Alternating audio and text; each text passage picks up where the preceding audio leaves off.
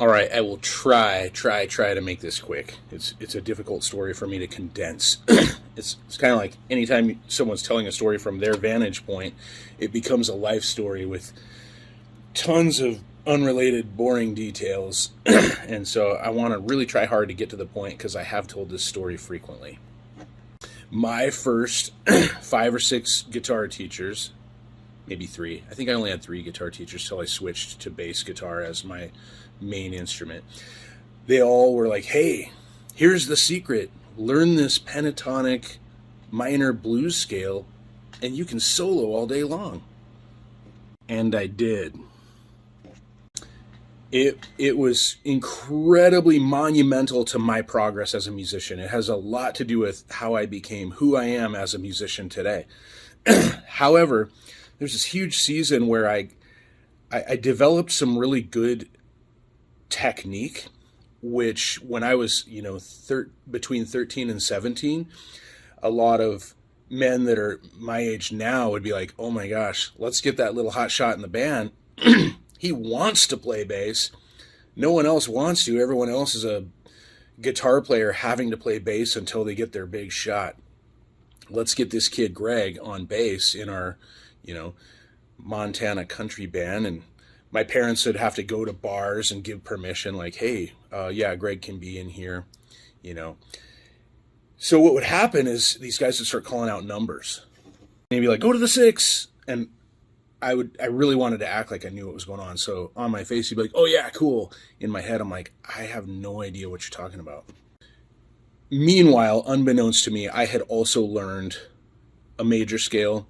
And then I learned a walking blues bass line. I did not know that walking blues bass line happened to be in a Mixolydian mode. So there, first red flag. I did not know that yet, but the first red flag for what I'm about to try to share with you. So I had learned the major scale, and that was what I don't know a better way to say it. I call it finger per fret. So my fingers are applied to the fingerboard to where each finger is assigned a fret, and I don't stray from that. So while I were to play, say, an A major scale,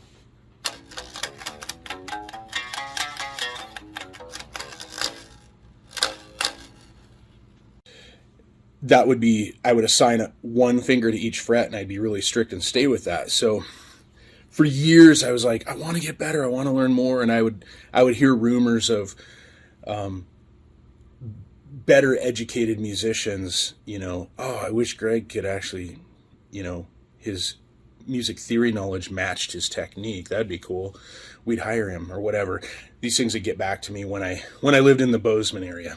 So at one point, a really awesome jazz guitarist started a rumor and said, if Greg would take lessons from me, I'd do it for free.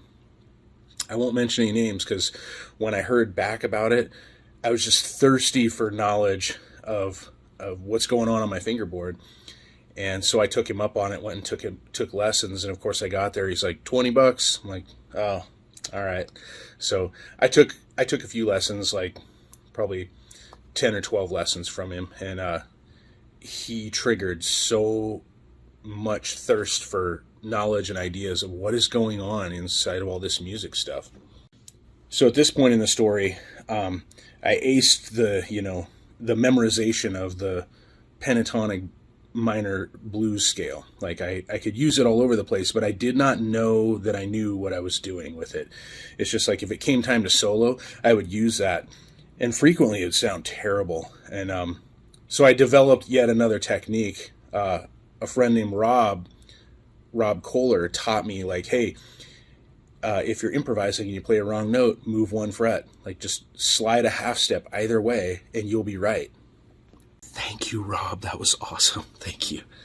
So, strangely, tangent here, I actually found when I first got the internet, I thought I should search my name. And I actually found, I couldn't even tell you who it was, but people were debating whether or not I was a fretless or a fretted bassist. And I was like, wow. Number one, I can't believe people are talking about me. Number two, the coolest thing about that is out of getting so good at covering my error, point being that I was making errors constantly, it sounded like I played fretless because I kept developing the means of hiding my mistakes rather than getting better at not having them in the first place. Go figure. So here I am, late 90s, like 1999-ish, super involved in the Bozeman music scene, Bozeman, Montana, super involved in something called the Bozeman Bass Bash, and there was a real push for music education with the Bozeman Bass Bash. So I'd play gigs and I'd be at bars, and someone who would be incredibly intoxicated would be like, "Oh, I'm taking lessons with you. I'll be there Saturday." And I'd be like, "Oh, okay." I didn't want to give lessons at this time. I've always had a student since I was 13, but I was like, I don't have time Saturday. So this guy shows up, hands me $20, and I'm like, wait a second, this is cool. I enjoy this. I like showing other people stuff. Around this time, a mentor and a friend, Gino Crease, I was over at him and his wife April's house. I have a lot of cool April stories that I tell when I give lessons. There's two of them. So, and this is one. So I'm at a barbecue at their house, and April starts explaining triads to me, and all of a sudden, all this information I'd been gathering just hits me. And from her talking about triads, suddenly modes made sense. And I mean, they've got meat on the grill, and they're like, "All right, dinner's almost ready." I'm like, I gotta go. And I race home. I skip dinner. I race home, and I needed to put it on paper. I needed to see how modes worked on paper. And I was just blown away. And that was the beginning for me of like just a thirst for understanding what's going on inside of music, scales and whatnot.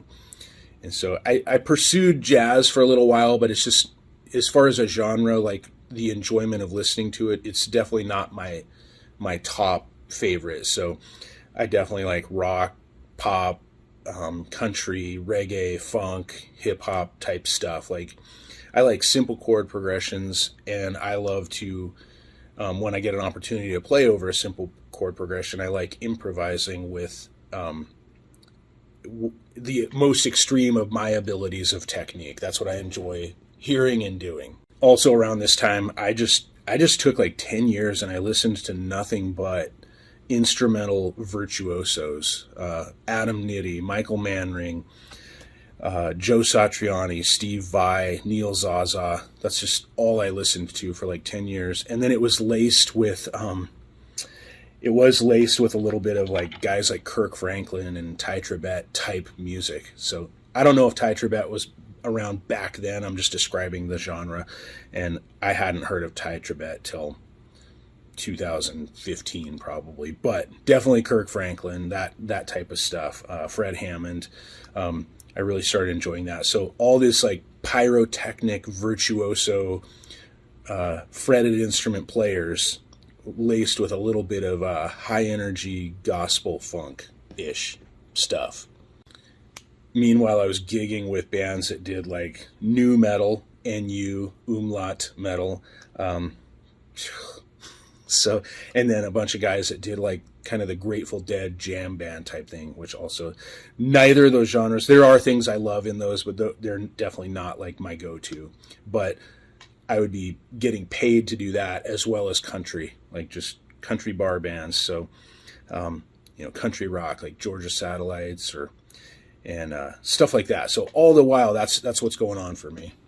So once again, these country bands, they're like, go to the 4, go to the 6, and I'm just like, yeah, cool. I'm like, what are you talking about? One day, I don't remember this moment, but just, I do remember that it happened. Like everything just came together, and I'm like, oh, wow. They're talking about the major scale. I think it's more important to refer to it as the Ionian mode.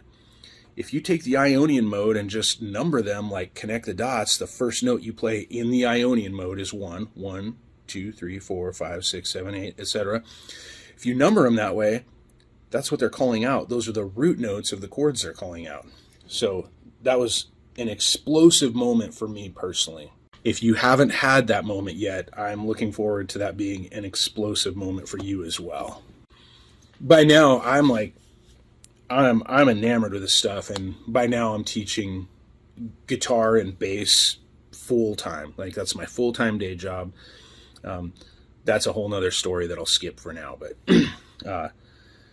like I said, I'd always had a student since I was 13, and by now I'm trying to keep it above 20 per week and really going after it. Eventually, around that time, I got to where I was steadily teaching 40 lessons a week. Basically, all the things I was learning, I was packaging into curriculums and teaching them to other people. I was just floored and excited. Going back to when I first started playing, my dad took a spreadsheet that he found, I don't know how he found it, because this was in the 80s when he found this, but somebody had developed like a means of, like, you could click on a couple of things in a spreadsheet and it would put a scale up on the screen. And it was kind of tough to read because it was in, I don't know if it was Excel because it was on a Macintosh, but it was like Microsoft Excel is now, but very primitive. They actually you had to use a chisel. Just kidding. So my dad would print that, and I'd take a highlighter pen and I'd look at it, and I started noticing, like, guys I played with in bands, all my like teenage friends, like their teacher would teach them a scale, and I'd go to play the scale, and we'd get in arguments about, like, no, you're not playing it right. My teacher showed me this way. What I didn't know back then was, like, maybe their teacher showed them what I now call 3 notes per string, and my teacher showed me finger per fret. I'm going to talk about 3 notes per string in a moment because that's where I'm going with all of this. So my dad printed out like 20 copies of this piece of paper. I took a highlight pen and I thought, okay, if I played a scale, and by now I'm looking at the major scale.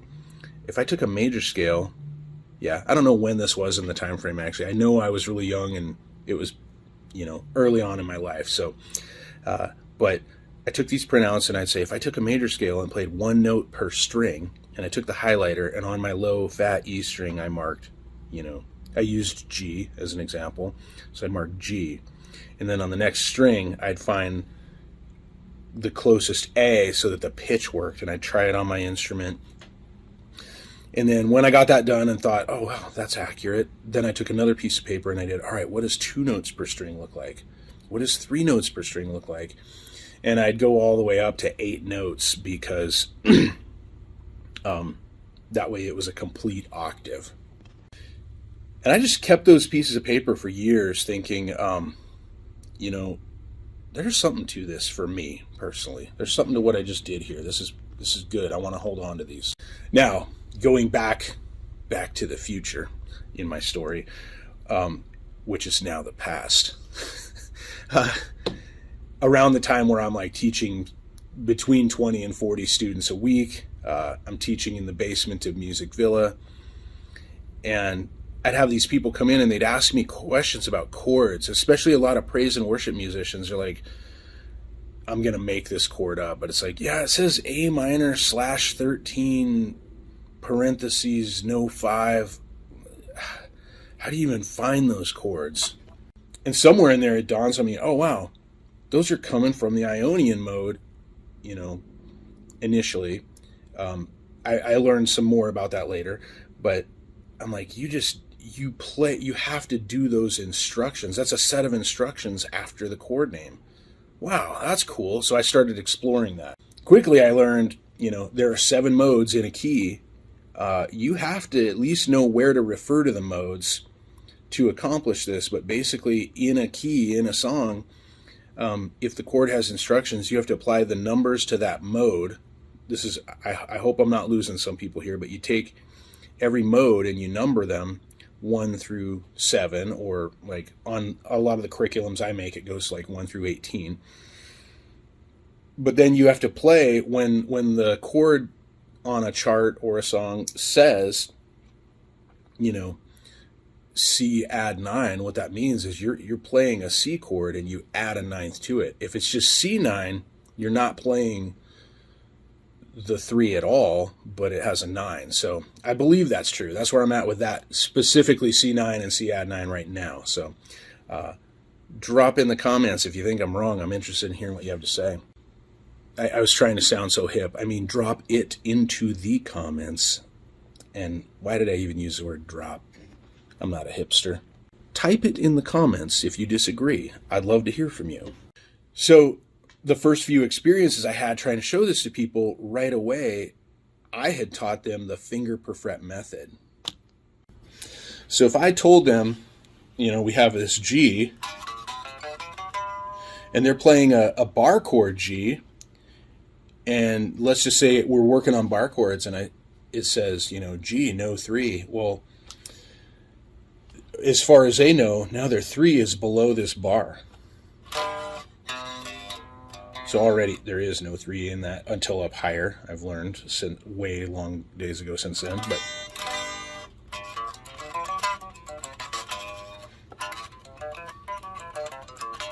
so those two that I just played are the exact same scale, but here was what made the difference and why I now teach 3 notes per string as a method. As I took a season of trying hard to force myself to love jazz and definitely playing in jazz groups, I learned that if I did finger per fret G, a lot of the notes that may be required to accomplish the chord, at least for my understanding, would be below my barred finger. So 3rd fret would be my barred finger. That means anything in 2nd fret suddenly became really challenging to even understand. And then I started teaching and using 3 notes per string versions of the modes. Oops.